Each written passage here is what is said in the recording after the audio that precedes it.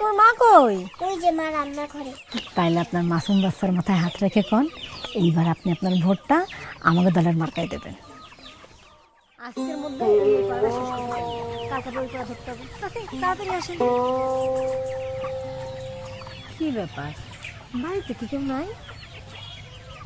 বাবু, তোর মা কই? ওই যে মা রান্না করে। আসসালামু আলাইকুম আপা, আপনার কাজের মধ্যে একটু ডিস্টার্ব করতে আসলাম। ওয়ালাইকুম আসসালাম। আপনাকে তো ঠিক চিনতে পারলাম না। পরিচয় দিলে ঠিকই চিনতে পারবেন, আমার চাচা আপনার এলাকা থেকে ভোটে দাঁড়াইছে। এই যে দেখেন আমাকে মার্কা। ও, তা আপনাকে একটু চেয়ার দিয়ে একটু বসেন। না না না, চেয়ার লাগবে না, আপনার কাজের মধ্যে আর কষ্ট করতে হবে না, আমরা দুই চারটা কথা কই চলে যাব। আপা, এতদিন জায়গায় ভোট দিলেন, তাকে দিয়ে তো কোনো উপকারে আসলো না।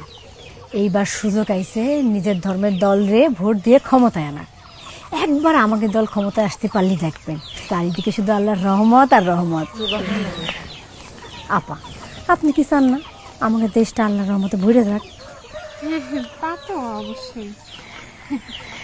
তাইলে আপনার মাসুম বাচ্চার মাথায় হাত রেখে কোন এইবার আপনি আপনার ভোটটা আমাকে দলের মার্কায় দেবেন। আপনার এত বড় সাহস, আপনি আমার মেয়ের মাথায় হাত রেখে আমার কসম কাটতে করছেন? আপনি জানেন না যে আল্লাহ ছাড়া আর কারোর নামে কসম কাটা হারাম? সূরা না হলে 94 নাম্বার আয়াতে কোরআনে আল্লাহ বলেছেন যে তোমরা তোমাকে কসমরে প্রতারণার হাতিয়ার করে না। আর আপনারা সামান্য ভোটে জেতার জন্য আমার মাসুম বাচ্চাটারে ব্যবহার করতেছেন, আমারে হারাম শিরক এগুলোর দিকে ঠেলে দিচ্ছেন। মানুষ কি আর আগের মতন বোকা আছে? কি পাইছেনটা কি আপনারা? যান বাড়িতে বেরোয় যান। আরে নেন, যান বাড়িতে বেরোয় যান।